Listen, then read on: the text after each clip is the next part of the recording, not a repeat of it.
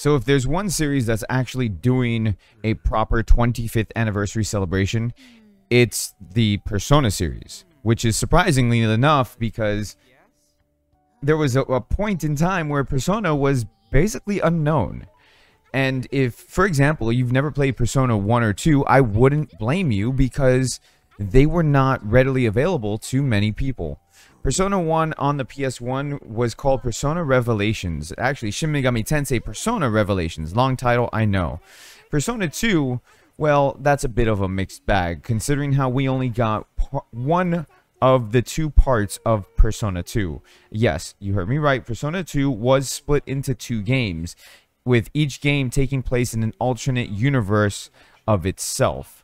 So you had Persona 2 Eternal Punishment, which is what we got on the PS1. Then you had Persona 2 Innocent Sin, which we did not get on the PS1. That, unfortunately, got lost in time for a good while until we got Persona 2 Innocent Sin on the PSP. Again, a whole nother bag we're going to get to in just a second here. Persona 2 also kicked off the trope of every Persona game having two games. So Persona 2, as I just mentioned, had Innocent Sin and Eternal Punishment. We only got Eternal Punishment on the PS1. And then we had Persona 3 that started to make the trend of what we have for Persona these days. Because Persona 1 and 2 were more along the lines of Shin Megami Tensei games. If you ever played those, you'd understand what I'm talking about. They were dungeon crawlers, same thing as Persona is right now, but there is a difference. The previous Persona games, 1, 2, and 3, followed along darker tones similar to Shin Megami Tensei, and not so much the Persona that we know now, which is Persona 4 and 5. So Persona 3 had Persona 3 and Persona 3 FES. FES featured an expansion of Persona 3 that added about another 20 hours of gameplay in an epilogue story called The Answer. So they changed Persona 3, the main story, to be called Persona 3 The Journey, and then with FES they called it Persona 3 The Answer for the epilogue. I'm not going to go into more detail in that because that'll ruin the story if you've never played Persona 3. And I don't want to ruin the story because you should play Persona 3 even though it was only released on the PS2 and the PSP with no Persona 3 ports on the PC or any other system. But you can still get the game on the PS2, which I highly recommend if you have a PS2. But most likely if you have a PS2, you probably have Persona 3. Anyways, moving on to Persona 4. Persona 4, we had Persona 4, and then we had Persona 4 Golden, which Persona 4 Golden was released on the Vita a few years down the road. Initially, they did want to release Persona 3 Golden on the PS2, but knowing that actually, they were going to release it on the PSP, I'm sorry, but knowing that the Vita was in development, they went ahead and put it off until the Vita, so that way they could develop it for the Vita instead, which was a good decision.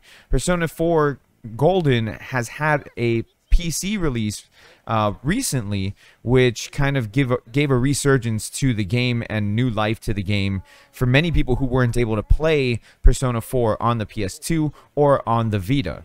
And then we have Persona 5, which was the original game, Persona 5, and then Persona 5 Royal. Now, besides those, we also had side games. You had dancing games or rhythm games with Persona 3 Dancing in the Moonlight, Persona 4, I don't remember the name of that one, and then Persona 5, I don't remember. And I have these games. You think I would know them, but I don't remember the titles for those. But you had dancing games for Persona 3, 4, and 5. On top of that, Persona 4 also had Persona 4 Arena and Persona 4 Arena Ultimax, which are canon to the story, as Persona 3 and Persona 4 are actually linked, with Persona 4 taking place, I think, 2 years after Persona 3, The Answer. With that in consideration, what do we have going on for the celebration? Well, they've teased a couple titles coming up. In fact, they went ahead and they teased that there are, I think, 7 to 10 projects in the works for Atlas. I know that some of those projects are other things. Like, for example, they're bringing back the Etrian Odyssey series, which we'll talk about that in another video because that's a whole nother topic in itself. If you guys care about Etrian Odyssey, stay tuned for that one. But one of the things that was teased was Persona 4 Arena Ultimax Remaster, which would be fantastic. Like, I would love to see that, but here's my thing. If they're going to do that, I would love to see them combine it with the original Persona 4 Arena. So make it a Persona 4 Arena collection and have it be Persona 4 Arena and Persona 4 Arena Ultimax. And the reason why I say that is because the story continues from Persona 4 to Persona 4 Arena, and then Ultimax continues the story from the first Persona 4 Arena.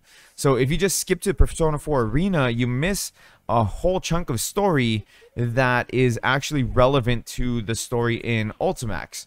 So I'm hoping that they go ahead and if they do remaster, they remaster both of them and combine them. Now, what I love about the Persona 4 Arena Ultimax games is, or just the Arena games in general, is it brings Persona 3 characters into the fray. It shows the older versions of the Persona 3 characters and what they're doing now, why they are intertwined within this this situation that's going on with the Persona 4 Arena games. And since Persona 3 is my favorite game in the Persona series, it drew me in when I first played these games. And the thing is, like, these games released on the PS3 and the 360, so there's been no modern console ports. When I say modern console, I'm talking about the Xbox One and the PS4, and there's been no PC ports for this as well. So possibly having these these Arena games come out to modern consoles, one, they are fantastic games. If you like Artwork systems, Guilty Gear, Dragon Ball FighterZ, things like that, you will love Persona 4 Arena. And two, the story is actually really solid as well. They're fully voice acted with the original cast from Persona 3 and Persona 4, and I just absolutely love it. I love it so very much. And to be able to play this on modern consoles would be fantastic, because I don't want to have to hook up my PS3 just to play Persona 4 Arena, you know, and considering how there's very little community for it, it would be very difficult to find online matches and things of that nature. Also, Persona 4 Arena and Arena Ultimax are actually very easy games to get into. They are very beginner friendly games. Like, if you are a newbie to fighting games, they are very easy for you to get into those games and to learn it. But again, they're easy to learn, difficult to master kind of games. So very much how most artwork system games are. There's so much that we can talk about regarding the celebration of Persona, and there's so much that I want to talk about, so I think we're going to be doing that. So stay tuned for more videos. Make sure you guys are hitting the thumbs up. Subscribe if you guys are new. Let me know down in the comment section how you feel about Persona 4 Arena and Arena Ultimax being potential games for the celebration to be released. So thank you so much for watching, and I will see you guys next time. Peace out.